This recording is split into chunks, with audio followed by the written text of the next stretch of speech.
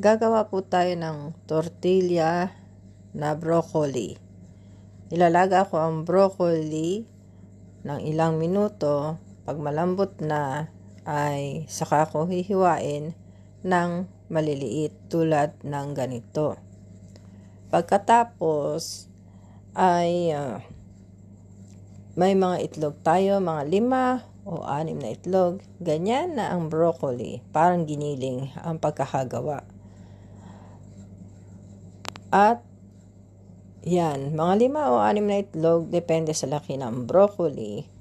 Lagyan ko ng konting salt para may lasa. At saka ko ilalagay ang broccoli.